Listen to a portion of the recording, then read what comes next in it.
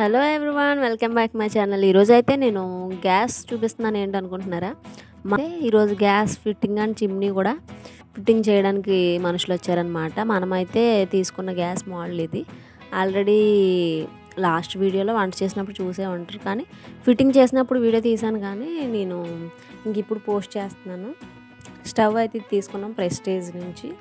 Chimney కూడా తీసుకున్నాం. ఈలోపు అక్కడ సర్దక ముందు చాలా కార్పెంటర్ వర్క్ చేసినప్పుడు కొన్ని చెక్కలు అవన్నీ ఉంచేసారనమాట, మొత్తం ఆ గ్రానైట్ టాప్ మీద. అవన్నీ తీసి సర్దుకుంటున్నాం నేను మా హస్బెండ్. ఇంటి మొత్తంలో మనం ఎక్కువ యూజ్ చేసేది కిచెన్లోనే. ఎందుకంటే మార్నింగ్ లేచినప్పటి నుంచి టిఫిన్లు, అలాగే వంట, ఇంకా ఈవినింగ్ వంట అంతా కూడా ఇంకా మనం కిచెన్లోనే కదా. ఎక్కువ సామాన్లు ఉండే కూడా కిచెన్లోనే. సో ఎప్పటి వరకు అంటే కిచెన్ రెడీ అయ్యే వరకు నేను వంట పైన చేశాననమాట. ఇప్పుడు అంతా పై సామాన్లన్నీ తెచ్చి ఇక్కడ సర్దుకోవడం ఇప్పుడు ఉంటుంది అసలైన పని మనకి. కార్పెంటర్ చేసింది ఒక ఎత్తు అయితే, మనం మొత్తం అన్నీ సర్ది పెట్టుకొని ఎక్కడిదక్కడ నీట్గా ఉంచుకోవడం ఒక ఎత్తు అవుతుంది. అందరికీ ఒక కన్ఫ్యూజన్ ఉంటుంది అనమాట. మనం కొత్తగా ఇంట్లోకి వచ్చినప్పుడు ఏది ఎక్కడ పెట్టాలి అనే కన్ఫ్యూజన్. మేమైతే ఈ కిచెన్లో అలాగా కన్ఫ్యూజ్ పడే ఛాన్స్ తీసుకోలేదు. ఎందుకంటే ముందే మేము ప్లాన్ చేసుకున్నాం, ఎక్కడ ఏది ఉండాలి, ఎక్కడ ఎలా మనం ఏ వస్తువులు ఎక్కడ సర్దుకోవాలి అని. ముందే కార్పెంటర్తో ఈ వస్తువుకి ఇది ఇక్కడ అని మొత్తం అన్నీ చేయించుకున్నాం అనమాట. సో ప్లానింగ్ ప్రకారం చేయించుకున్నాం కాబట్టి ఇప్పుడు సర్దుకోవడానికి పెద్ద టైం కూడా పట్టదు మనకి.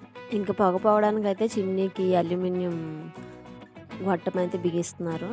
మనకైతే ఇంతకుముందు ఇతను వచ్చి ఒకసారి ఫిట్ చేశారు, కానీ అప్పుడు హోల్ పెట్టించలేదు వాళ్ళకి. తర్వాత ఏమో మనం వర్క్ కూడా కంప్లీట్ అవ్వలేదని చెప్పి తీయించేసాం. జస్ట్ చిమ్నీ హ్యాంగ్ చేసి అది ఎక్కడైతే స్టాండ్ వస్తుందో అది మెజర్మెంట్లు తీసుకొని కార్పెంటర్కి చెప్పేసి ఇతను పంపించేసాం.